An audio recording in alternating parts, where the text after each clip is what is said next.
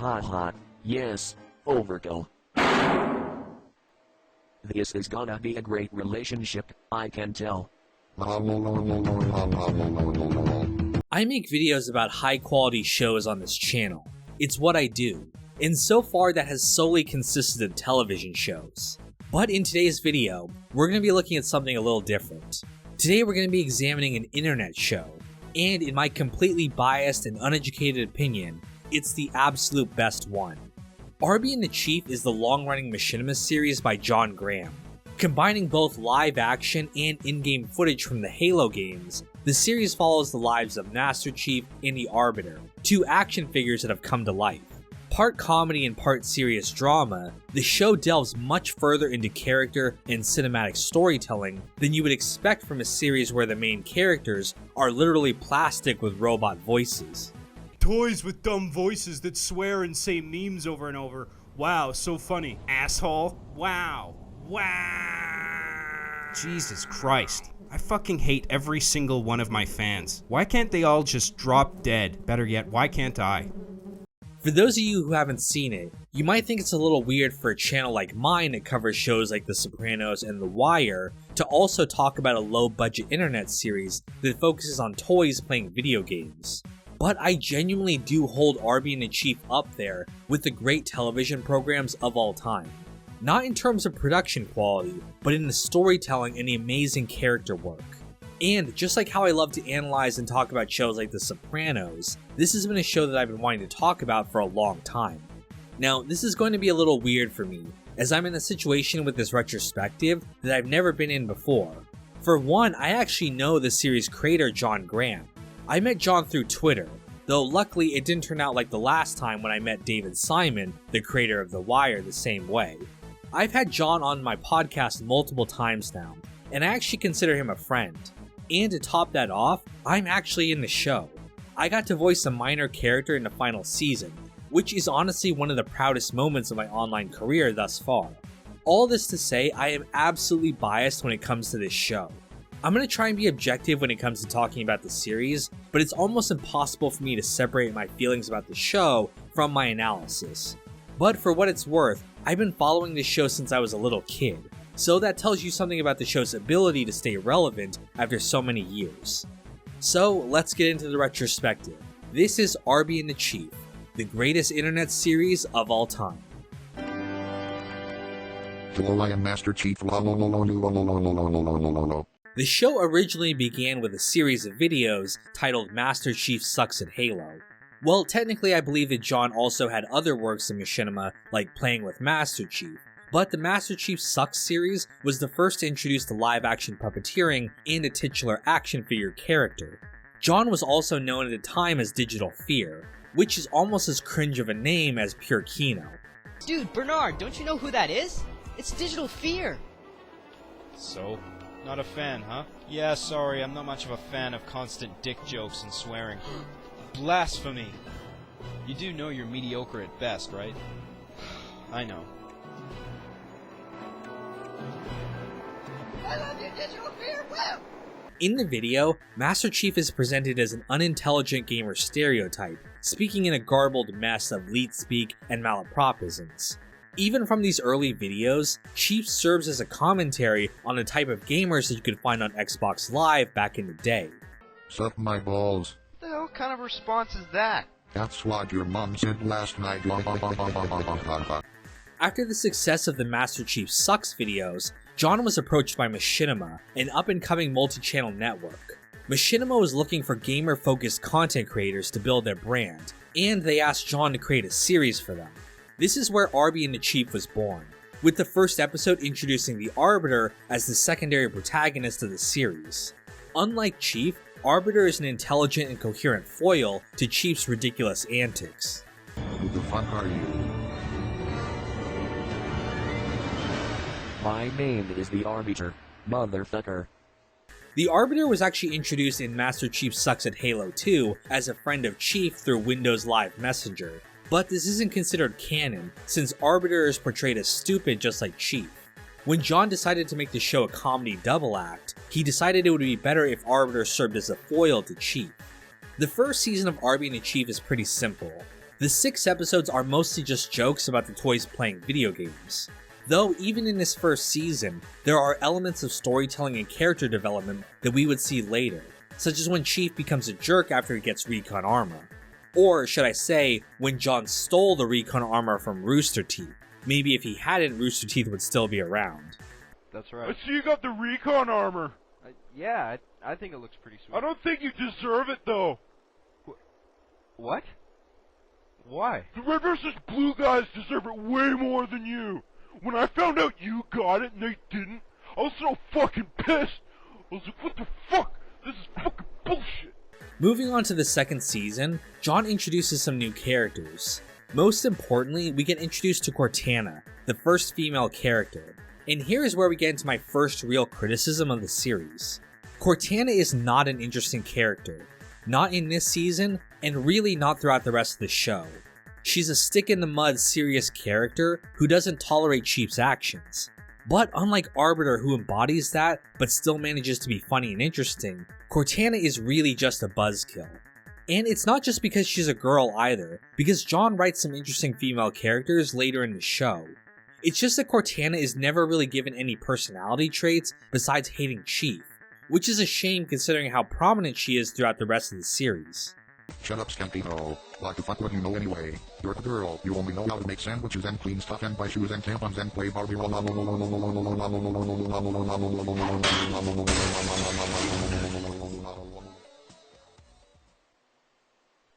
You live with a douchebag. But Cortana isn't the worst character introduced this season. That award goes to Todd and Travis, 2 new action figures introduced. They are meant to be foils to Arbiter and Chief, with Todd being the intelligent, sensitive one, and Travis being a brutish idiot like Chief. But Todd is just a boring soy boy who has a lackluster relationship with Cortana, and Travis is just the dumb gamer stereotype that we've already seen in other episodes. These two really add nothing to the show, and John was quickly aware of that, which is why he writes them out of the show at the end of the season. And the way that he wrote them out is not only funny, but would actually become relevant again down the line. I wish Greg was still around. And Cortana. Hell, I'd even take John or Travis. K-Dab does it. Now, we have to talk about the movie, as it canonically takes place during Season 2. The movie is the first longer project that John worked on as part of the series. The plot is that Chief leaves the apartment to go to Hollywood and become a big shot machinima director. In addition to having one of the funniest sequences ever with Skylar Loveheart, the douchebag Hollywood executive, it also introduced the idea that despite their constant fighting, Arbiter does really care about Chief and misses him when he's gone. Arbiter, wait. What is it, Chief? I listened to you. Really? Yep. Is it candy hugs time now, please?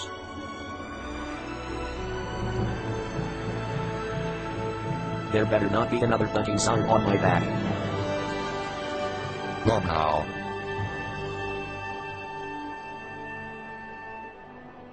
Moving into Season 3, John continued to have more story-based episodes.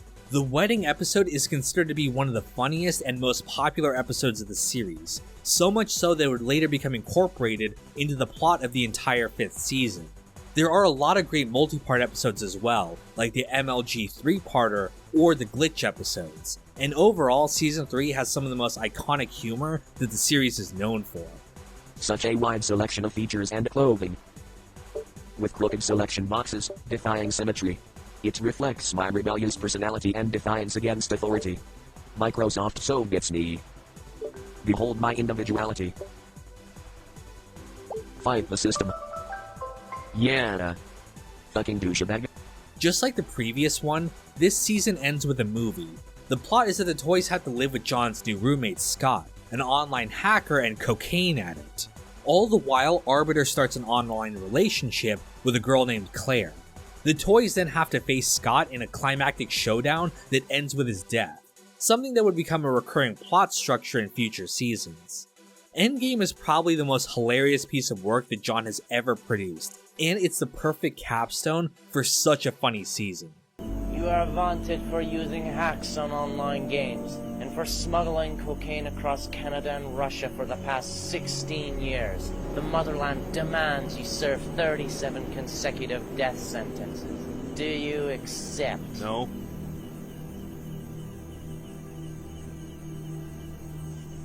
But Mother Russia said you have to. However, this is when the dark times start. After finishing season 3, John was burnt out. He asked Machinima for a break from the show so that he could work on other projects, but they wanted to keep the show going. The result was Arby and the Chief in LA, a season of the show produced by Machinima themselves without John's direct involvement. After the events of Endgame, Arbiter and Chief moved to Los Angeles to live with Claire. There they get into this stupid conflict with another group of living toys, this time Sonic and the Mario Brothers. The season was universally panned as terrible and not following John's style. John eventually hopped back in to start writing scripts and try and salvage what was left of the season, but ultimately it was a flawed project from the start, and once it was finished, John took over the show again and just wrote this season off as not canon. So this is how Arby and the Chief in LA came to fruition. In LA, the toys go to Hollywood. What zany antics are they gonna get into in Los Angeles? Los Angeles! Like anybody gives a fuck about Los Angeles. After this, John returned to form with season 4. On one level, this season went back to the roots of the show, focusing on more self-contained funny episodes rather than an overarching story. However, this season also marked a turning point in the series. It's where John really started to understand story structure, and the episodes started getting a lot higher in quality. He specifically notes the episode Digital Fruitcakes as the episode where everything finally clicked for him. In fact, it was in season 4 that my understanding of screenwriting and storytelling really took off. There was a particular episode called Digital Fruitcakes, the Clockwork Orange parody episode, and then after that it was Night of the Evading Dead. That was really the point where something clicked for me, and I started taking the scripts really seriously at that point, and the structure of the episodes, you know, and that's where the point where there is actual character development, like the characters would change throughout the course of an episode or throughout the course of a season, right? Other notable episodes this season are Pirates, which was actually a project that John made for film school, which is why there's no cursing in this episode, and the 2-part mailroom episodes, which John would bring back as a weekly segment for Machinima later on. The final episode of season 4, called The Spider, introduced a new character called Greg the Spider. Despite his appearance, he's canonically supposed to be a real-life spider and not a toy like Arbiter and Chief, and he would be a central character moving forward in the show. Season 5 was a radical shift from the previous season, in that it involved a central storyline throughout the season. We got a flash forward in the first scene of the toys crashing a wedding in Halo, and then spend the rest of the season building up to this climax. John brought back the character of Claire from Endgame, although this season ignores that storyline and presents her as an online crush for Arbiter. He also references Bad Games, the fictional game studio from his other Machinima series, One Life Remaining. John has said that this season was inspired by the serialized storytelling of Breaking Bad, and it really shows. The question is, His wedding will not happen. We are guys who come teach you a lesson. LOL. The only question is which one of you motherfuckers wants to die first. Work it out between yourselves. You've got 5 seconds. Season 5 is a masterpiece of pacing, building up to an epic showdown that sent a shiver down my spine when I watched it back in the day. John also got to do a lot more character work with the toys, developing them from being simple plastic jokes into real characters. They grow and change over the course of the season, dealing with real emotions and conflicts, and this would only continue into the next season. Season 6 deals with the aftermath of the last season. The toys are banned from Xbox Live after the wedding crash, and in an effort to gain their window into the world back, they agree to join the Terms of Service Enforcement and Response Squad, also known as Tossers, an online moderation organization. In response to this, a hacker organization known as Chaos Theosis begins using hacks to permanently ban players they kill from the online network. The toys have to stop this threat in order to preserve Halo multiplayer. Online gaming has no business being this theatrical. This is ridiculous. Like the previous season, this season also focused on a single story. The introduction of Chaos Theosis as villains was great, as they all got to be fleshed out much more than Trent from the previous season. The production quality also went up massively, as John became better and better at machinima, leading to a much more cinematic feel to the episodes. This season also developed the toys' characters further, with Arbiter dealing with depression and Chief longing for an online relationship. Both of these would feature prominently in the next season. At the end of Season 6, Greg the Spider returned with Cortana, finally bringing her back from her last appearance in Season 3. The explanation was that she was lost in one of the moves, so I guess the ending where she was killed by Lord Xanthar isn't canon anymore. However, her return has led to a lot of conflict in the apartment, as Chief doesn't get along with anyone but Arbiter. Meanwhile, Arbiter himself is dealing with depression as his body starts to fall apart, and he's become an alcoholic to deal with it. Both of these things isolate the toys from their friends. This escalates until Chief accidentally murders Cortana by burning her alive in the oven. Greg witnesses the incident, but is pressured by Chief into keeping silent, and he eventually leaves because he can't stand lying to Arbiter. Though Chief on the surface has managed to cover up his crime, he's haunted by the ghost of Cortana, which is actually a manifestation of his guilt. Arbiter, more alone now than ever before, then meets Eugene Black, a charismatic but nihilistic gamer. Along with his friends Tyler and Colin, they become a kind of surrogate family for Arbiter and Chief. However, they also discover the Fragment software from last season, and take a malicious joy in using it to brick other players' consoles. The toys are seduced into joining them, starting a downward spiral of toxicity and degeneracy. You sons of bitches. Do you realize that what you've done is unforgivable? I hope you're pleased with yourselves, you fucking animals.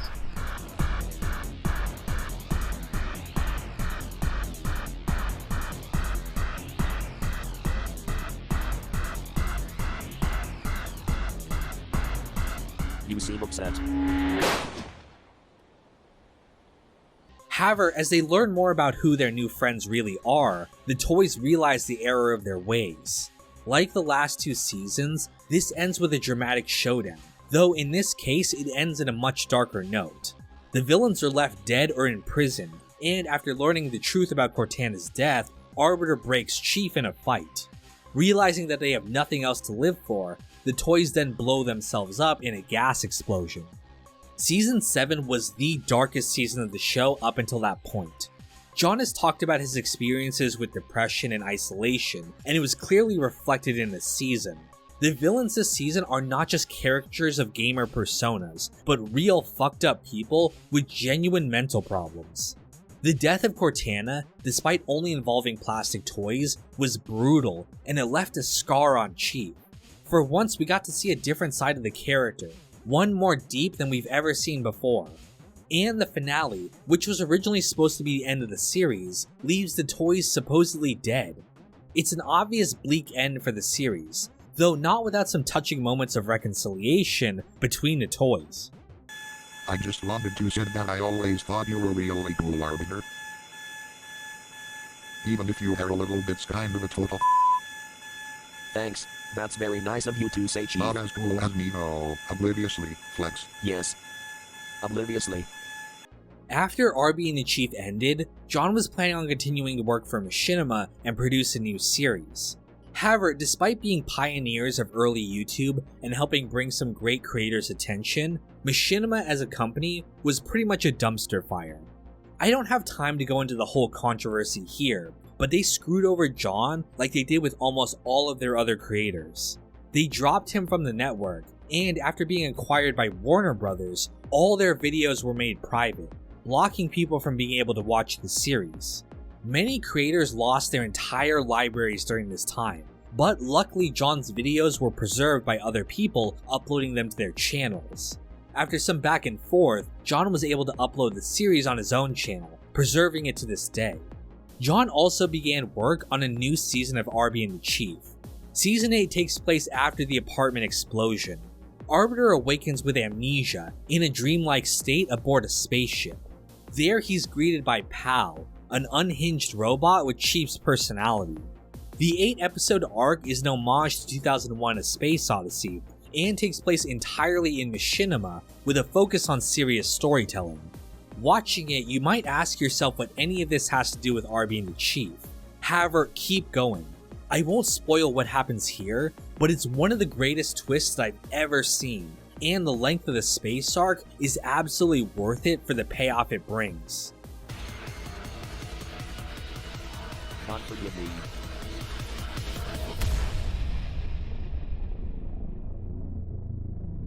But after this, Arbiter awakens back in the real world, with him and Chief having survived the explosion, and both are now living in a new apartment. Arbiter is rightly confused about how he could possibly be alive after what happens, and begins searching for the meaning of his resurrection. Meanwhile, a threat from their past returns, this time armed with a new version of Frag Ban. This version, however, doesn't ban fragged players, but actually causes the Xbox power supply to explode. The villain begins using this to kill people over Xbox Live, and Arbiter realizes his purpose is to stop this from happening. Season 8 is without a doubt the most ambitious thing that John has ever attempted. It not only raises the stakes higher than they've ever been before, but it also addresses all of the problems of the series in a meta sense. Again, I won't spoil the ending here, but the final episode of the series answers all of the lingering questions about the whole story, giving closure to not only the characters, but also John as the creator. It's funny, it's poignant, and it really is the perfect ending to Arby and the Chief. These controllers isn't even dumb.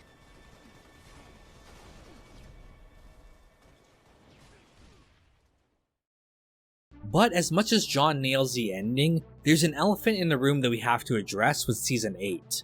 It took way too long to come out. There was 7 years between episode 1 and the finale, more than the entirety of seasons 1 through 7.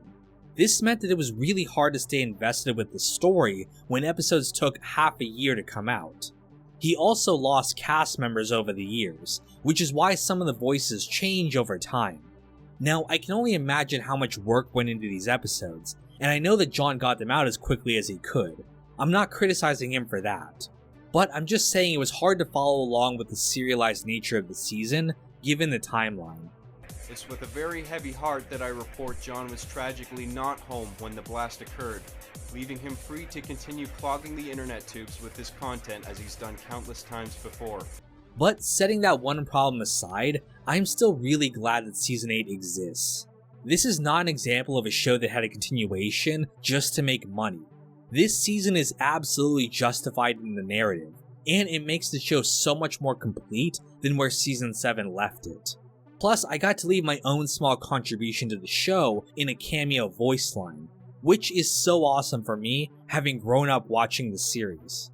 Actually, that's why I wanted to meet with you. We got it.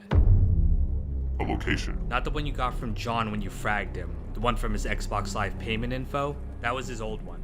We know that because it matches the area in the reports of the explosion years ago. We looked up the Master Chief toy I told you about, the one in John's streams. It's harder to find than we initially thought. Only a couple places in the world still sell it, both with piss-poor online security. Broke into both their databases with keyloggers. Ran John's name against both. Found an order from him for not only the Master Chief figure, but an Arbiter one from the same line, and a shipping address. If you're unfamiliar with the series, you might have heard my explanation of some of the plot points and thought to yourself that it sounds ridiculous. And I won't argue that it isn't. This is a series about talking toys, and some of the events when said out loud sound really melodramatic. In fact, some early fans of the series criticized the show for Cerberus syndrome, which is when a comedy show starts taking itself and the plot too seriously. However, John uses the serious nature of the storytelling to actually develop the characters. The toys genuinely grow and change over the course of the show, in the same way that great characters from film and television are supposed to. The series retains its humor throughout the series, but the focus on character writing helps elevate the show beyond just being an internet series, into a true work of art that can stand the test of time. There's a reason that we still follow John's storytelling to this day, where other machinima series faded into obscurity. You gotta be kidding. I'm seriously the only Rooster Teeth fan here.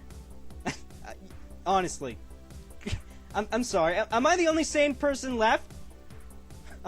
Alright, that's it. I'm going over there. John CGG is better! Yeah, you guys tell yourselves that. Enjoy your excessive swearing and constant penis jokes. We will! Overall, I hope this video helps people understand how great Arby N The Chief is. The presentation alone might make you think that the show is just crude juvenile gaming humor. And well, yeah, it is that. But it's also so much more than that. John poured his heart into making this series, and took the storytelling so seriously.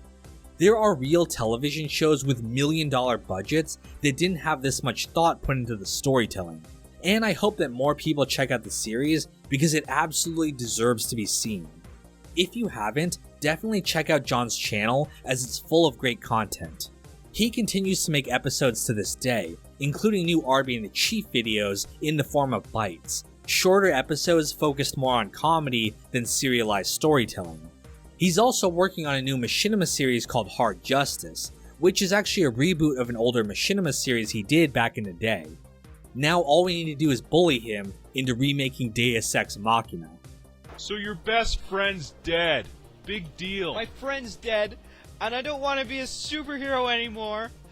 And Digital Fear won't even finish my series. Seriously, there's only like one fucking act left. Yeah, that is pretty lame. Thank you all for watching. This was a passion project for me for a long time, and I'm happy that I finally got to get it done. Let me know your thoughts on the series, and as always, stay tuned for more great content on this channel, coming soon. My Rafflecopter goes swa swa swa swa swa. Matt Joyce, Uncle Mike, Sam Cedarland, Celery Man, Cheshire, Brandon Taylor, James Johnson, and Wolfgang.